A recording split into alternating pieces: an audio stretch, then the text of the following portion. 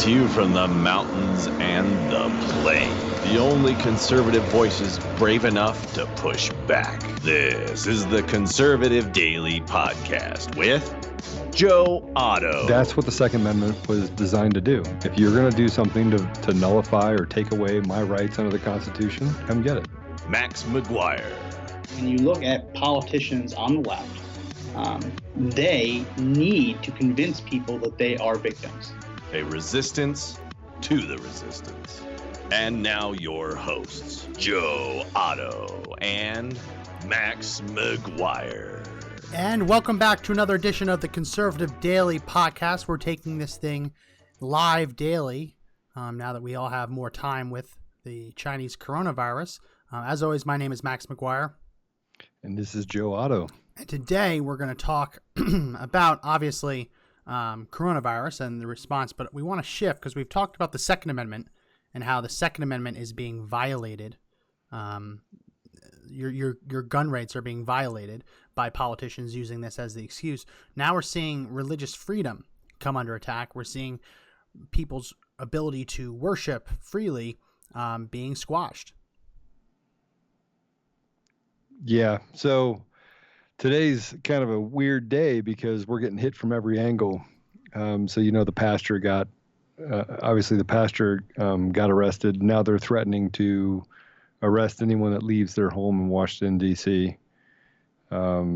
It's gotten out of hand. We're suspending the Constitution for what they're saying is a national crisis, but the pandemic crisis, but it pales in comparison to even the people that die of the everyday flu. Yeah. It's just crazy, Max. The whole thing's crazy. It really is crazy because regardless of what someone thinks about the Second Amendment, whether they think that that is a fundamental right or not, which obviously it is, both sides of the aisle have tended to agree that religious freedom remains a very, very important part of both the American, your life in America. It's one of your most important rights. So both sides of the aisle have agreed that when you violate the First Amendment, you're treading on very, very holy ground almost. So we have a couple stories that we want to cover today.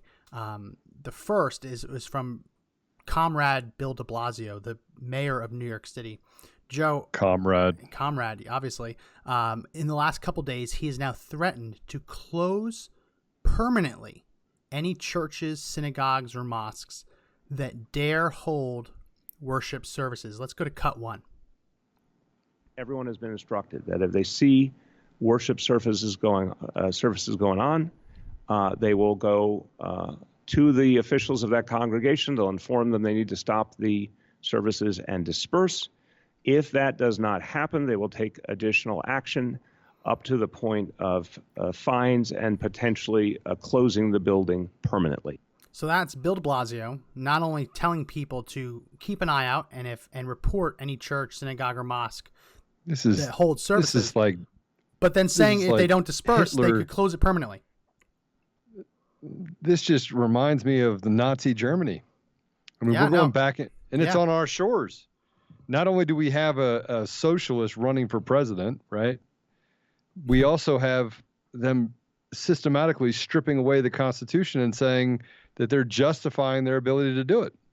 Yeah, that's exactly what they're doing. And usually let's split the country in half. Let's split the country in half, and all the socialists can go to one side of the country, and all the people who are not socialists and want to live and protect the Constitution can go to the other side. Yeah, I mean, I want to know how this order, I mean, obviously we know that this is unconstitutional, but to think that he would be able to, that he believes he could permanently close a church because they want to hold Mass on Easter Sunday. That's what he's saying. If you hold an Easter Sunday Mass or an Easter Sunday service and you refuse to disperse, that you would be punished by permanent closures. We've never seen anything like this. Permanent closures? I think that every church in America should open their doors and hold Easter Mass. And let's see how the government reacts to what could potentially turn into a bigger revolution than the Civil War, the Revolutionary War we had hundreds of years ago. We're heading that direction, Max. Well, listen, if they start closing churches, which they've already started doing, but if they start revoking churches' licenses, which there shouldn't even be a license, you shouldn't have to be registered as a nonprofit to be a church, but it's unfathomable to think that Bill de Blasio, Comrade de Blasio, would even threaten this. Now, obviously, we like to think that he would never get away with this, right? We like to think that there are plenty of judges out there who would take one look at a permanent closure order for a church or a synagogue or a mosque, and they would see that for what it is, as a complete violation of the First Amendment. But there are a lot of liberal activist judges out there too.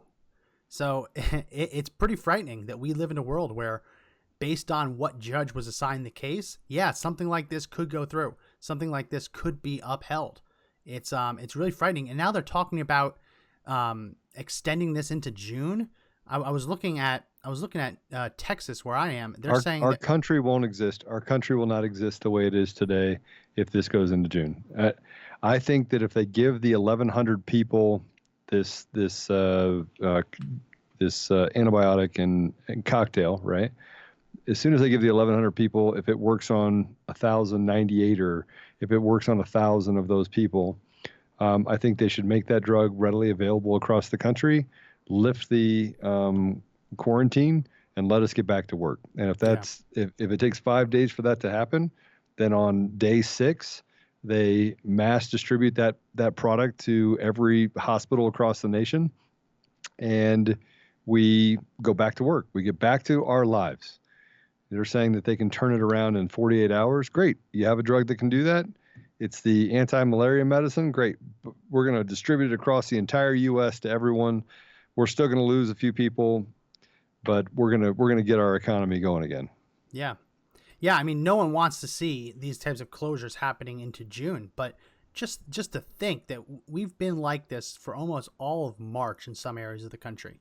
To think that New York, the biggest city in the country, would ban any religious gatherings in March, April, May, and June. They're talking about closing all churches for a third of the year. And this goes through Passover. This goes through Easter Sunday, right? The two holiest times in the Jewish and Christian faiths. To think that they're not only going to close them down, but if anyone violates that order, they'd be permanently closed. I can't even believe that came out of his mouth. I can't believe that there's no one on Comrade de Blasio's staff who would see that in the notes and say, hey, you probably shouldn't do that. That's very, very unconstitutional. But we saw this happen in Florida as well. There was a Florida pastor, I believe out of Tampa, who was just arrested. There was a warrant put out for his arrest, and I believe he turned himself in voluntarily. But he held church services at his megachurch, and the cops didn't like it. Let's go to cut 2. And that pastor now arrested for failing to follow the stay-at-home order in his county. His reckless disregard for human life put hundreds of people in his congregation at risk, and thousands of residents who may interact with them this week in danger. Yeah, so that was the local, I believe it was a sheriff or police officer, basically explaining to the media why they arrested this man, why they arrested the pastor, and basically explaining that that his actions holding a church service puts the country in danger. Listen, Joe, the reason that the Bill of Rights exists is not to give us our rights, it's to protect the government from violating our already existing rights. These are natural rights. Every American, every human being for that matter, has a natural God-given right to practice religion freely, right? So the Bill of Rights isn't there to protect to tell us that what we're allowed to do and what we're not allowed to do. It's there to make sure the government doesn't infringe upon them. And there's no caveat in the First Amendment, Joe. There's no asterisk that says, oh, well, this can be violated if enough people get the sniffles or enough people go to the hospital or if there's a bad enough pandemic. There's no asterisks like that. And we're seeing across the board, we're seeing the First Amendment, Second Amendment. Talk about your right to a speedy trial. How can you have a right to a speedy trial when they've closed down the courthouses preemptively, right? Across the board, we're seeing rights violated. They're not even teaching civics in school anymore. Yeah. The kids coming up today don't even understand really what the Constitution is. I had this conversation with my son because we sat down and walked through, and I said, Matt, tell me about the Constitution. He goes, well, that's the thing that runs our country. I was like, all right, well, what's the First Amendment? And he goes, well, that's the right for free assembly, the right to for religious freedoms. I go, what's the Second Amendment? He'd right to bear arms. Did he know what the Third Amendment was? He had no idea what the Third Amendment was. No one expects the Third Amendment. The Third Amendment is the least often violated, that the government can't force troops to live in your home. Right, live in your home, yeah, during peacetime without the permission and consent of the owner. But what was funny is that he said, he goes, Dad, ask Alex the next time he comes over. Ask him what. And my son is a sophomore at the university, and he said, just ask Alex. Alex goes to is his friend that goes to one of the most prestigious schools in the country. Really, really smart kid. And so Alex came over, and I asked him, I go, Alex, what's the First Amendment? What's in the First Amendment? What's the Constitution? He goes, well, it's the laws of our land. Okay, great.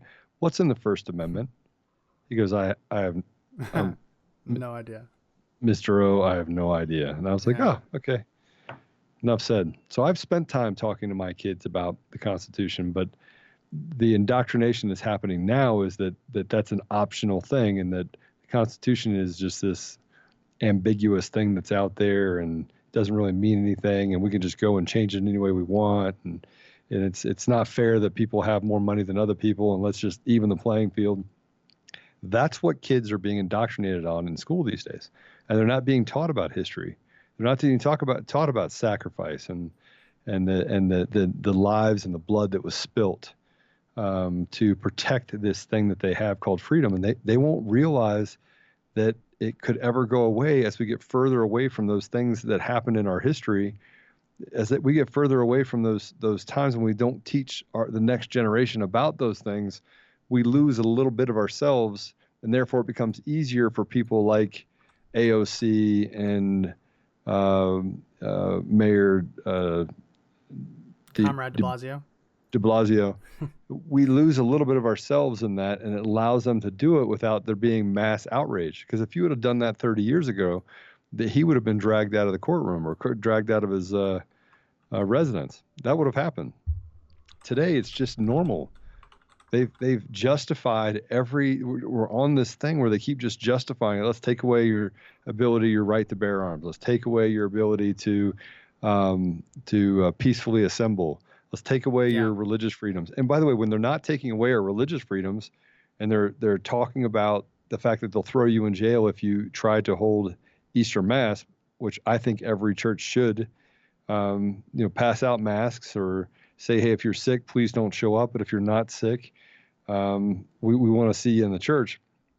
When they're not doing that, they're demonizing faith. They're demonizing God. They're demonizing Christian beliefs and values.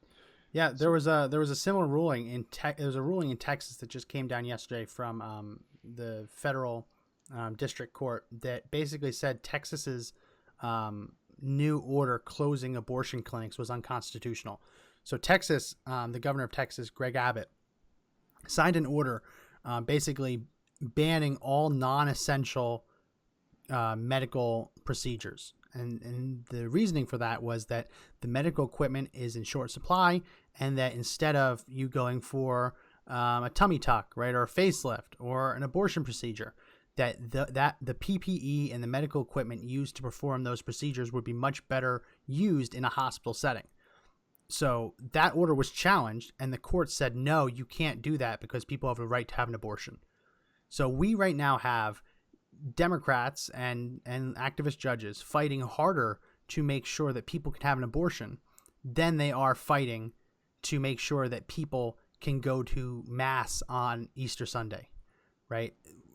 We're just supposed to presume that it's completely unreasonable to go to church on Easter or to go to synagogue for Passover, but it's completely unrealistic to stop abortion procedures. And these are elective procedures, Joe. These are not medically necessary. These are elective. it's just it completely boggles the mind, because this is so far from what we used to be as a country, right? 10 years ago, 20 years ago, this wouldn't have flown, right? This wouldn't fly. But here we are today, and these orders like, oh no, yeah, you can't go into a church ever, and if you do, you'll never go into that church again. People just shrug that off and say, yeah, that makes sense. That's necessary. But the minute someone says you have to reschedule your abortion procedure, they're all up in arms. It's a justification of stripping you of your constitutional rights. And here's the thing, even your generation, my generation, the generation before those that are coming up, just now getting out of school, let's say, even we're not saying anything. We're not actually becoming, we're not voicing our opinion. We're not going to the streets. We're not saying that, hey, we should definitely address this. We're slow. We're staying on the edges and saying, hey, maybe they're violating the Constitution, and this should be more important to us. And it's not. It doesn't feel like it's more important to us. Yeah, it doesn't. And that is what concerns me the most. When you look at what people are willing to fight for, yeah, we saw people get angry and fight and push back against the gun store closings. But when it comes to these church closings, synagogue, mosque closings, people are just taking it. And I understand that in a world where we're fighting, we want to flatten the curve, right? We want to stop the spread of this virus, that we want to avoid going into areas where we're in close proximity to other people. But to say that churches can't hold services, like there are churches that have a lot of times like sunrise Easter services, and they'll go out on the beach and they'll be in an open air. I want to see churches doing that, right? I want to see churches moving to the parking lot and separating people 6 feet apart so they can still participate, right? I don't want to see just complete blanket closures. I haven't seen churches really respond and adapt to this the way we see a lot of businesses do it, right? Part of the reason on the live stream I'm wearing a hat right now is because my hair has grown so long now during this quarantine that it's become unruly. So I'm wearing a hat until I figure out what to do with it. I was doing some research, and there are barbershops now where you can go up, they'll open the window, and they'll basically do walk-by service. They'll do walk-by service. Interesting. Yeah, it's weird things like that, but we aren't seeing churches adapting in the same way, right? We're seeing, and we're not seeing the government give them the same latitude that they're giving other businesses, because when it's a business, the business says, hey, you can't shut us down. You have to at least let us do drive-through. And the government says, okay, fine, no in-restaurant service, but only drive-through. That order alone, I don't know whether that's legal or constitutional. It definitely wouldn't fly outside of a state of emergency, but we're not seeing the same latitude given to churches, synagogues, and mosques. We're just seeing this blanket application of these orders. And it's, listen, if we go through Passover and Easter without people being able to worship, that will do tremendous damage to the country. Well, I think it'll do tremendous damage because sooner or later people are going to wake up. And I mean, they're worried about it right now in Italy. They're worried about the looting and the rioting that's going to occur. You have a different type of people in the U.S. Like rioting here for us would be dramatically worse here than it ever would be in absolutely. Italy. Absolutely. And so the reason why that they have systematically shut down state by state is that they're trying to do this strategically to say, okay, we're going to shut down this state, shut down this state, shut down this state. They're going to extend the time. So, hey, no, this one was till the 14th of April. Now we're going to extend it to the 30th of April. And then you have the Virginia governor coming out saying, hey, we're going to close it until June 14th. Yeah. Right? Halfway through. That sounds like someone who gets paid regardless. It is someone that gets paid regardless. And that's the problem that I see is that we are becoming sharecroppers in our own environment. They are barking orders at us as if we are their slaves. Yeah. And if we really look at what's happening in the United States, we are their slaves. They passed a stimulus bill for $2.6 trillion. 2.2 trillion. Right? But yeah. 2.6. I think it's 2.2. But there might be extra add-ons, but it passes 2.2. Keep They going. may have passed the 2.2, but okay. So, but they passed the stimulus package, right? Giving us back the taxes that we've already given them. So they didn't just go into their coffers and say, oh, we have this extra money right here, right? We're gonna print some more money. They're taking our money and saying, we're gonna give you back peanuts. Yeah. Let me give you back peanuts. So we're saying, hey, look, we have to take whatever we can get and help in order to survive and to pay our employees and to keep our businesses healthy and thriving. And so we're grateful for it, right? The same type of mentality. We are literally like the dogs in the yard, and they are throwing meat at us. Yeah. In essence, that's what they're doing. They're treating us as if we are their slaves.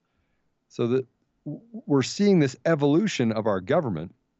And I'm not anti-government. I believe that we have to have a system of laws and a system of rules, right? It should not be draconian for someone to actually get justice, but it is, right? And it's not for someone that has a lot of money because they can buy their way out of it, or it doesn't have as much risk to them. Yeah. But I look at where we are today and the evolution of our government, and our government has gotten so big that they're not accountable to anyone or anything. And we are their royal subjects. We have literally turned this fight for blood, or fight and sacrifice our blood to create and to get away from the tyrannical regime of England, right? And if you know anything about the history, it was tyrannical, with the Boston Tea Party, and then we were seen as savages because we didn't come toe to toe with the British Army. We used guerrilla warfare in order to win the Revolutionary War, right? And so now here we are, a couple hundred years later, 350-ish years later, and we're back at the place where we were 350 years ago. We're in a place right now where we are the dogs just trying to survive in an environment where the government barks orders at us. They tell us how we live. They tell us what taxes we pay. They tell us what information we can learn. We are, in essence, slaves in our own environment. And if you want to convince me otherwise, Max, please do. Yeah. But I'm trying to simplify why they can take the First Amendment and throw it out the window, why they can demonize our faith, our Christian beliefs, why they can take our Second Amendment and strip it down and make it so difficult for us to protect our family or to protect ourselves against a tyrannical government that it almost as if it doesn't exist. Yeah. They are stair-stepping their way to a place where we will be their subjects. We will literally be sharecroppers on a piece of land if we're not already. We're getting to the place where that is where we are headed, 100%, where the transition has occurred, and then life as we know it has no value. We're just existing for them. We're just existing so that they can have more. Yeah. Yeah. Well, I have to get ahead of this because we do now have our own PolitiFact page. I do have to preemptively fact check you, Joe, because it was 244 years ago, not 350. But I only have to say that. I have to say that because if I don't say that, some fact check organization is going to give us a pants on fire. It's okay. I can tell you how I missed it. I've been on call after call after call after call all day long, learning about the CARES program, the CARE program, the EDL, all of the stimulus that's available to different businesses. And I've been then taking that information and passing it along to people that I know that own businesses, as well as making sure that we are well positioned to protect our teams and our you're fine. You're fine. I want to get out ahead of it before any fact checkers. 1776. Yeah. Before any fact checkers try and shut us down, because they're trying. They are trying. Well, we're going to take a real quick break, and when we come back, Joe, I want to play another clip because this one I found today, and it happened this week. It's a clip of North Carolina pro-life. They're in a pro-life group, and they went outside of an abortion clinic in North Carolina just to pray. And the police showed up, and they didn't just shut them down. They actually arrested them. We're going to play that on the other side of the break. Don't go anywhere. Ronald Reagan famously said that our freedoms are never more than a generation away from extinction. Conservative Daily exists to make sure that never happens. With our community of 700,000 members, we fight every day to hold Congress's feet to the fire and stop them from surrendering our rights and freedoms. The fight to take this country back is not over. Please join our movement right now by going to conservative-daily.com and clicking the subscribe button to sign up for our free call to action newsletters. We have a chance to save this country, but only if we all work together. Again, this is conservative-daily.com, and don't forget to hit the subscribe button at the top. Well, we're back from that break. We are talking about the First Amendment and how rights are being violated, stepped on, as a result of the Chinese coronavirus crackdown. We had them stepping over the Second Amendment. We had them stepping over your rights to a fair trial, a trial before a jury of your peers by shutting down courthouses. And now we are seeing the government crack down on people trying to freely exercise their religious beliefs.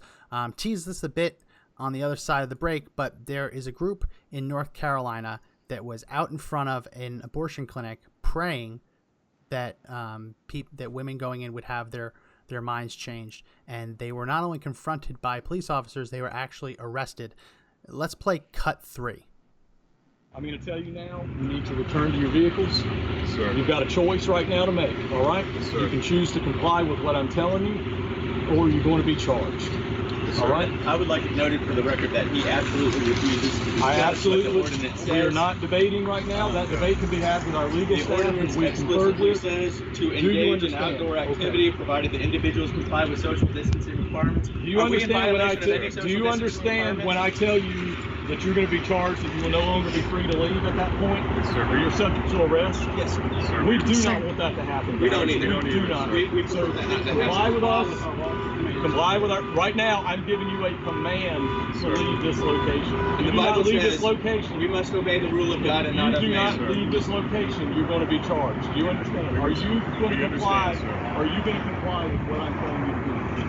I am going to continue to stay out here pursuant to the Guilford County ordinance. You have your ID, your ID, and I want you to sit on the curb. You're now being legally detained. Yes, sir. Yes, sir. Are you going to stay or are you going to leave? Okay, just sit on the curb. Are you going to stay or are you going to leave? All right, we can cut that there. So, Joe, that is them being detained, arrested, over a county ordinance, which I don't know if you could hear it, but the guy in the background was citing the ordinance. And the ordinance says that even with the shelter-in-place order, outside activities are allowed as long as proper social distancing is observed.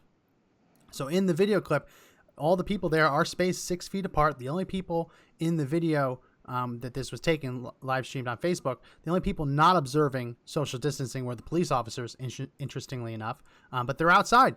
They're walking around. They actually were walking down the street praying, and they stopped in front of the abortion clinic. And this is the response that they were met with.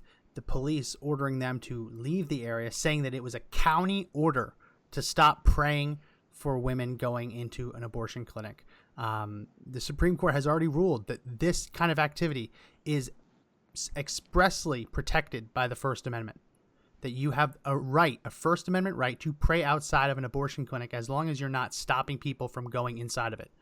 That's been brought before the Supreme Court. That is the law of the land.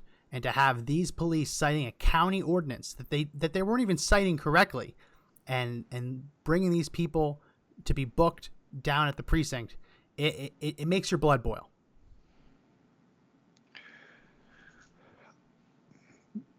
You know, what's the cost? What is the cost? They've figured it out, Max. They've figured it out that it's prohibitively expensive to protect yourself against the tyranny of our government. They've figured it out that you're going to have to spend tens of thousands of dollars. So even if you were found not guilty, even they've taken away your freedom for whatever it is, 2, 3, 4, 5, 10 days, how many days, however many days they have to stay in jail. Yeah. They've already punished you. They're punishing you. So there is no justice.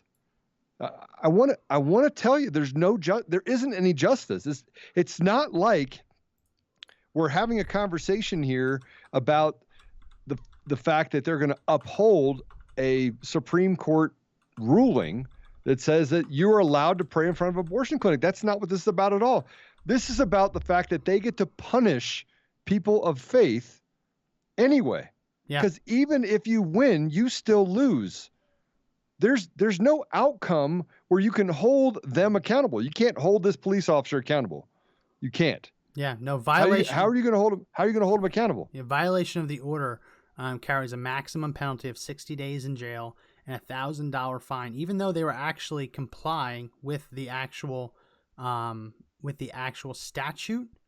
That is the potential. I believe that they were released. I don't think they're still in jail. I believe that they were released. But you're right. How do you fight back against that when something that's so? These people didn't have a lawyer there with them. They may or may not have one on retainer. But this idea that we'll let the courts decide. That's what police officers always say whenever you catch them doing something they shouldn't be doing. Oh, we'll leave it to the legal department. We'll leave it for the courts. Forgetting about the fact that in the meantime, these people's rights are still being trampled upon. Right? They are. I mean, North Carolina has been doing some really bad stuff lately. North Carolina, that's the same state where the county sheriff, the Wake County Sheriff last week, decided to suspend all new pistol permits. We like to think of North Carolina as a red state, but in North Carolina, you need a permit to purchase a pistol. Not just to carry one, you need one just to purchase a pistol. And there was a 250% surge in pistol permit applications. And the sheriff of Wake County just decided, okay, too many people are trying to get guns. We're just going to stop this. It had nothing to do with the Chinese virus. It was just him thinking too many people were trying to get guns. We can't handle this. We just need to stop all applications. So a lot of bad stuff's happening in North Carolina. Anyone listening to this, if you're in North Carolina, you gotta get your act together. You gotta remove these people from office. But Max, even that, removing people from office takes how much time? Yeah, no, it does. You have to wait months. And then you have the propaganda because they have the ability to get on the news and actually create their own propaganda. That's not what happened. That's really not what happened. Yeah. That's exactly what happened. Yeah, which is why it's so important to videotape confrontations like these. When you're being stopped for exercising a constitutional right, whether you're being stopped for open carrying, there's lots of open carry videos on the internet, or doing this. That's why it's so important to videotape it, because not every police officer has a body cam, and a lot of times when they have body cams, that footage ends up getting corrupted. Right? We always hear the same excuse. But I don't. Where is the outrage, Max? Yeah, how do you get to the place where they can be held accountable? They can't be held accountable. They're not. There was a police officer in Aurora, Colorado, that was drunk and passed out behind the wheel in uniform on duty. Any one of us would have gone to jail for a DUI. Any one of us. Yeah, gone to jail, lost your license, lost your livelihood, and you know what happened to him? Wouldn't have been allowed to keep serving as a police officer. What happened to him? I imagine he had to keep his job. They decided not to press charges, and he is free to go. Yeah. And by the way, you're still a police officer, and we want to get him the right support. As a police officer, we want to support him. Baloney. Yeah. There's no accountability. We see it every day. And I think what's happening in the U.S., you talk about Black Lives Matter. I think Black Lives Matter has a certain portion of what they do that frankly is disturbing. It's disturbing. But the premise behind what some of the things that they're saying is absolutely true. It's true. There's no accountability. They can kill you at any time and they'll get away with it. They have strong, powerful unions that push back on the prosecutors and say, you can't come after us. We are untouchable. The only people that are not untouchable are us, the peasants. We are touchable. They can do whatever they want to us. Mm-hmm. They can lie, cheat, steal. They can shut down our government, take away our constitutional rights. And you know what? We literally are lining up and saying, okay, take it. Yeah. Take it. It's yours. You're right. You know what's best for us. Make my soda smaller, please, because I'm getting fat. I mean, please tell me that I can't congregate for church and worship. Please tell me in a time of Easter's canceled, Passover's canceled. Yeah, well, we're canceling your holidays. We're canceling them. Yeah, even I can find even in Islam they're canceling Eid, which is one of their holiest days. No, you can't just cancel religion. Out of all the things that the First Amendment protects, it's supposed to protect against the government from simply canceling religion. It's the first one for a reason. It's the first one. The second one was number 2 for a reason. I don't really understand why the no soldiers in the home was put number 3. Well, I do, because back then they would commandeer homes, right? It was a real fear that people had that they would be eating dinner and they'd have to serve 50 soldiers. I understand. I understand, but that one hasn't aged well. That's all I'm saying. Oh, right. Until it does. Yeah, I know. Until it does. In 2020, you can look at it and say, that makes sense. That makes sense. No soldiers in the home. Okay. There's actually a really funny, it does. Yeah. There's a really funny comedy, routine about that. No soldiers. Yeah, but it's number 1 for a reason, that the government isn't supposed to be able to just cancel your religious beliefs. It's why the government can't force you to pay for, healthcare coverage for your employees. If you have a closely held business, the government can't force you to provide health insurance that provides abortifacient coverage, right? It's all connected. The government cannot force you to violate your religious beliefs, your deeply held beliefs, your conscience. And yet here we are living in a world where 7 people spaced 6 feet apart are arrested for standing outside of an abortion clinic. They're not causing a scene. They're not blocking anyone from getting inside of it. They're obeying social distancing requirements. They're obeying the statute, and they're still arrested. And I bet you, when you look into this, don't know it for sure, but I bet you that the abortion clinic called in on them, right? Cops aren't just circling around looking for things like this. I bet you that the abortion clinic called this in and said, hey, we have people outside praying. Can you come arrest these people? I bet you that's the case, because I do work with a pro-life pregnancy center, and the clinic down the street does that all the time to people who are outside protesting. Just calls police trying to get them to harass them. It happens all the time. But to see it to go to this extent, it's really infuriating. And I agree. Where is the outrage from people? Where is the fire? Because I always like to think that if this was to happen, there'd be widespread backlash, but we're all confined to our homes. It's hard to fight back against this when we're afraid for our lives, right? It really is hard. I don't know what the solution is. I don't know how you can stop a police officer from violating the Constitution like this without leaving your home. I don't know how you do it. I mean, you can publicly shame them, which is happening online right now. But until their names are on the ballot, there's not a whole lot people can do in their homes right now, which is what's so terrifying. This all brings me back to some sort of solution.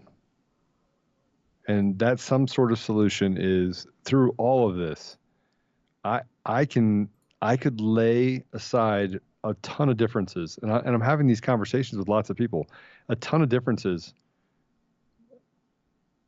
I could lay those differences aside and settle in on the things that are most important right now. And what is most important right now is that our government is off the rails. They are out of control. They have gotten too big, and they are destroying our ability as people to thrive and live. They're destroying it. There is no accountability. When you go to court and you're found not guilty, and you paid $30,000, $40,000, $50,000 in order to keep your freedom, you're not guilty. They should never have charged you with anything, being outside an abortion clinic, right? You don't get that money back. Yeah. And the prosecutor gets to smile when they're walking out, because they did their job. Yeah. They hurt you made and it your as family. painful as possible. Right. Yeah. So, I mean, look what they've done to Michael Flynn and his family. Michael Flynn has had to, I think he had to mortgage his house, or he either lost his house, he lost all of his savings, and then the prosecutors went to him and said, if you don't plead guilty, we're going to come after your son too. So then he's in a position where if I don't plead, they're allowed to do it. They're allowed to do it, even if they don't we're have their royal subjects. Yeah, we exist for them. We exist to them. We go to work so we can give a third of our paycheck to the government. Yeah, and they give 2% of it back as stimulus. I'm not anti-government. I'm not anti-government. I'm proud of my country. I'm proud of my countrymen. I'm proud of the people that I stand next to, my neighbors, my friends. One thing that I learned through this entire thing is that I can support a lot of people.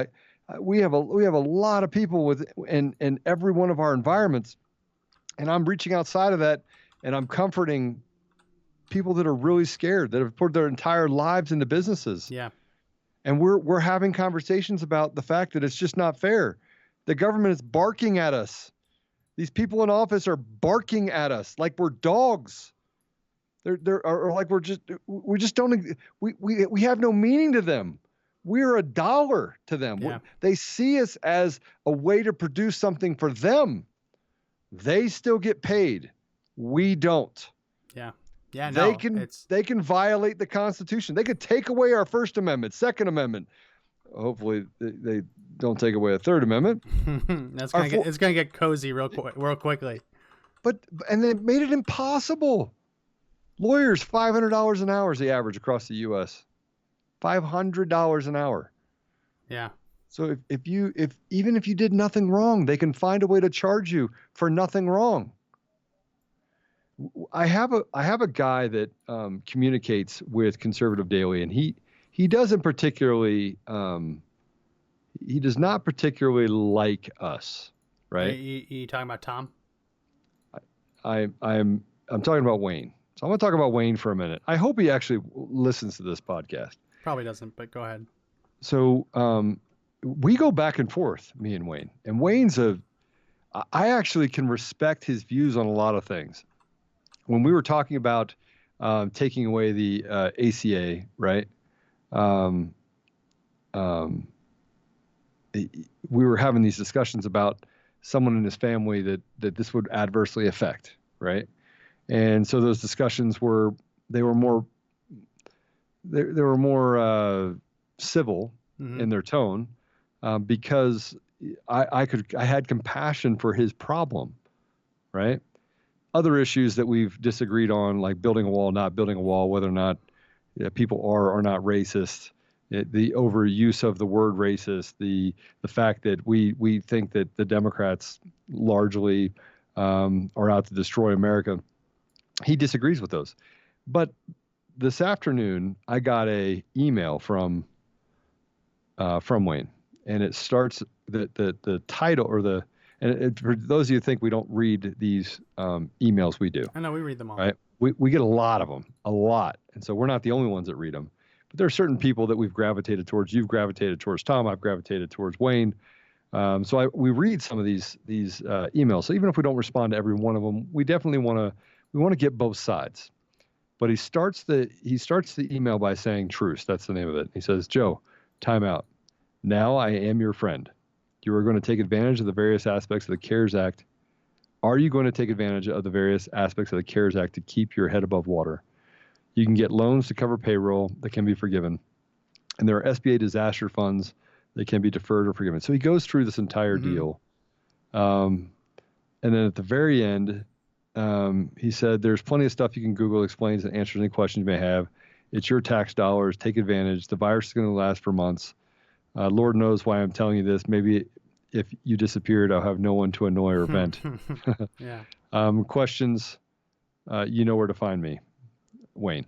So that's nice. Here's an email that I got from someone. I'm sure you read that while you were applying for the loans. Well, we have a lot of people that are working on this right now for us, and there's a lot of people that are inside the company and outside the company that they're scared. Their families are scared. They're scared, but it shows you that through this evolution, we can find things that, as a group, whether you're Democrat or Republican, that we can rally around. And I think that the lack of accountability in our government and the poor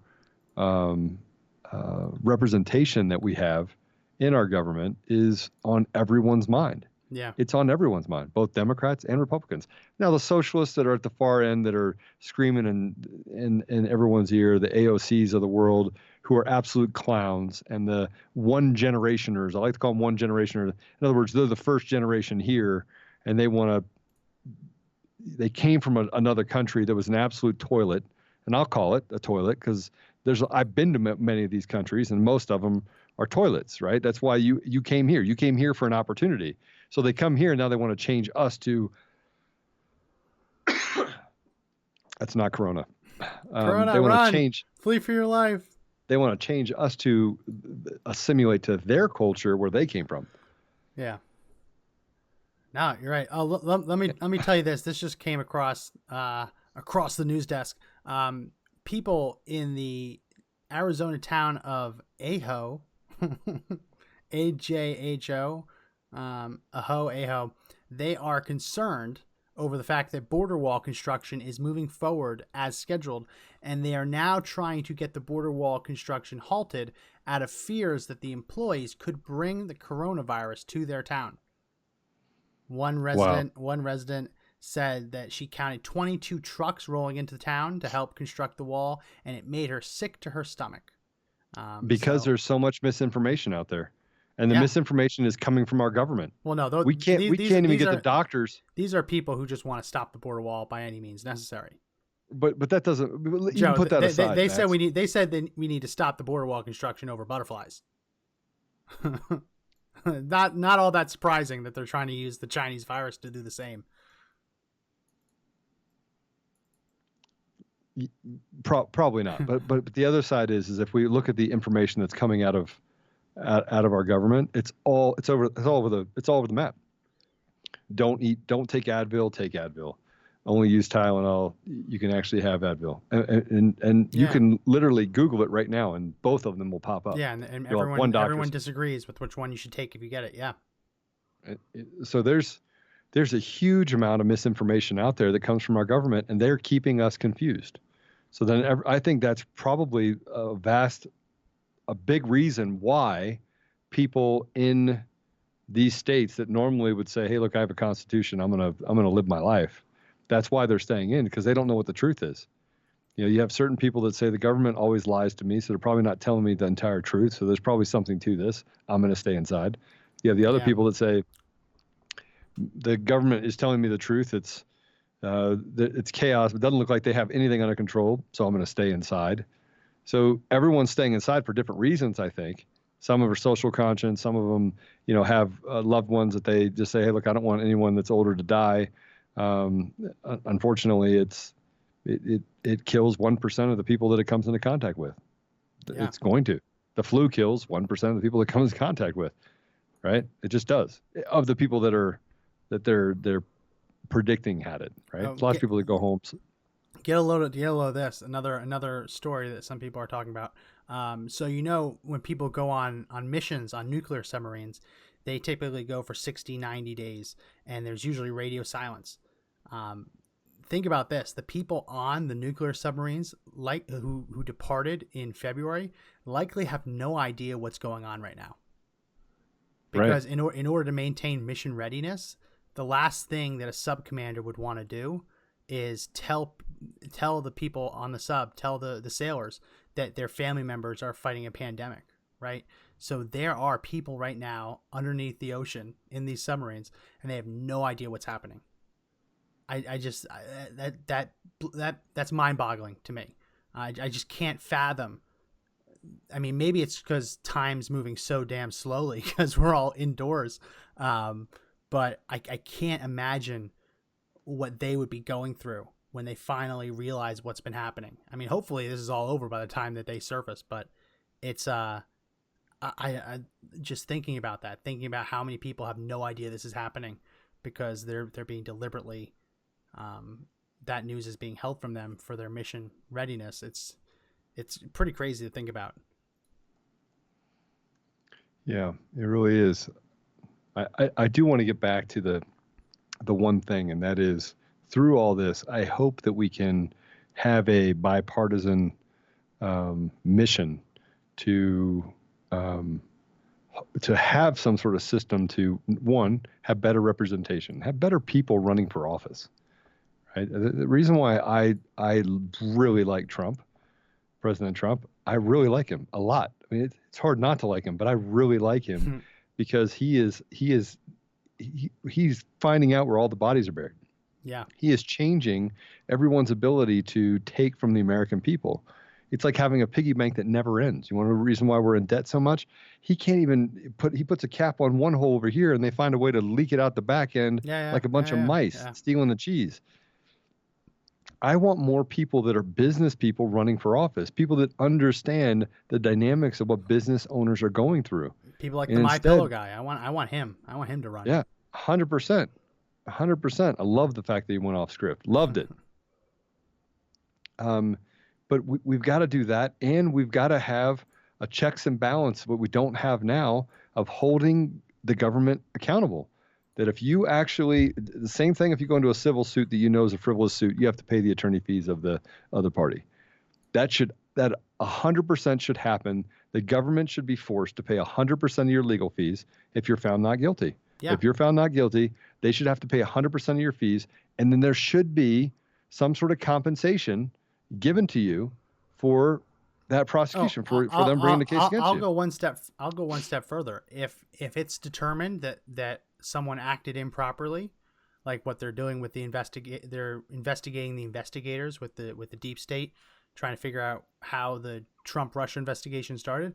If not only should the government be on the hook for your legal fees, but I believe that the prosecutors, if they are found to have broken the law and mishandled cases to that extent, I think they should be personally liable. I think they should. I do not think that they should have immunity because they're government employees. I think that when someone takes it upon themselves to break the law, they're not doing it on behalf of the American government. They're doing it on their own behalf because they think they know better. So why can't we do that? Why can't we right now make that a mission of us? They're shielded by immunity, except for really grave circumstances. But yeah, I agree. So we have to create a 20-year strategy, right? That we're going to replace better people. We're going to get people like AOC and who's the one in Michigan? Rashida Tlaib. No. Tlaib, yeah. Get them out. Just get them out. They're Ilhan Omar. Garbage. Ilhan Omar is Ilhan Omar. Yeah, get them out. They're disgusting. They don't represent anything about our country. Nothing, right? And if they want to represent some small sect of the community and talk about social justice, get out. Get them out. Get real people in there though that can talk about the same problem. I mean, there is a problem that we do have a law enforcement problem. We have one.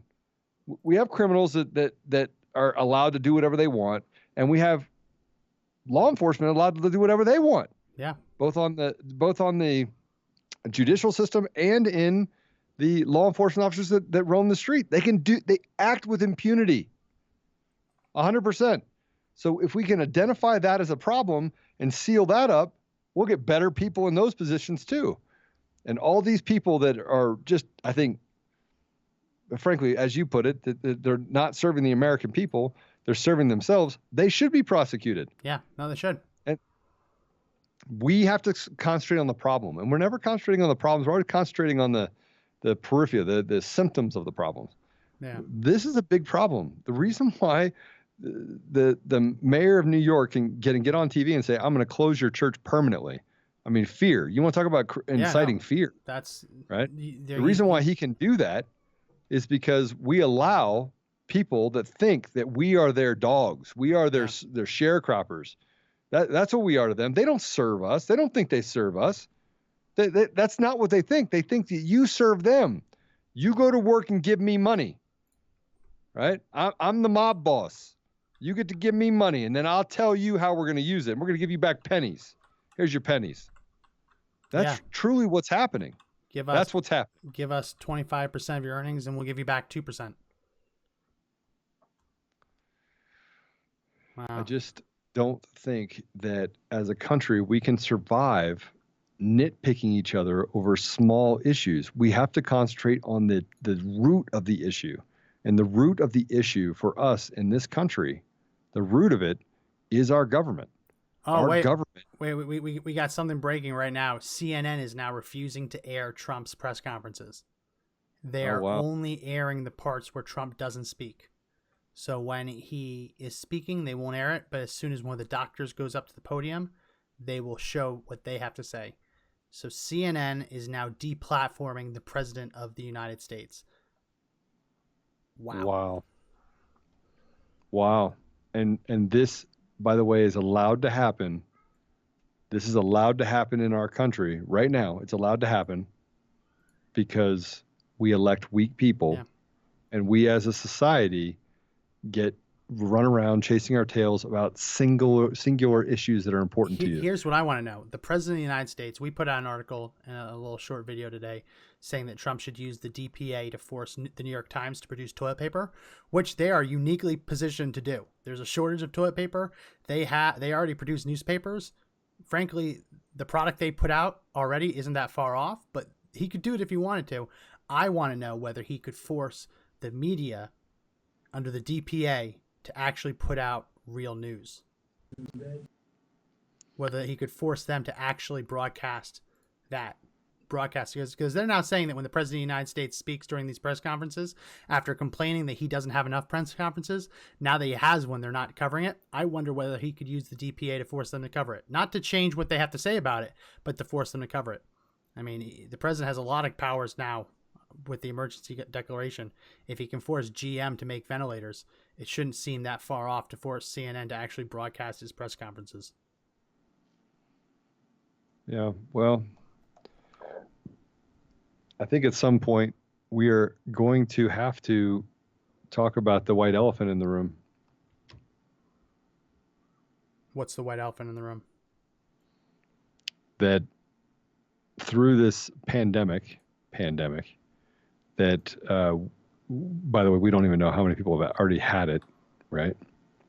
But through this pandemic, their social experiment has proved itself out, that they can get the American people to submit to, just by creating enough misinformation and disinformation and chaos, to suspending their constitutional rights. Yeah. That is 100% what just has happened in a vast majority of the states in this country. It really is shocking, and we have a lot of work to do. We have a lot of work to do to right these wrongs and to make sure that they never happen again, because every day we're realizing more things that governments, the media are trying and they're getting away with, and it feels powerless to stop it right now because we're all locked up. So we have a lot of work to do, and we have a lot that we need to shine the light on, because it's absurd. It's absurd how people think they can just get away with closing churches, how they can get away with just turning off and stop and no longer covering Trump's press conferences. It is truly absurd. So we have a lot to cover, but that's going to be it for this edition of the Conservative Daily Podcast. As always, make sure that you download the podcast and subscribe on the Apple Store and Google Play, as well as podbean.com and our website, Conservative-Daily. We're also now live streaming these on YouTube, so make sure that you like and subscribe there. So as always, my name is Max McGuire. And I'm Joe Otto. And remember that the fight to take back our country is not over, but the only way we can do it is all together.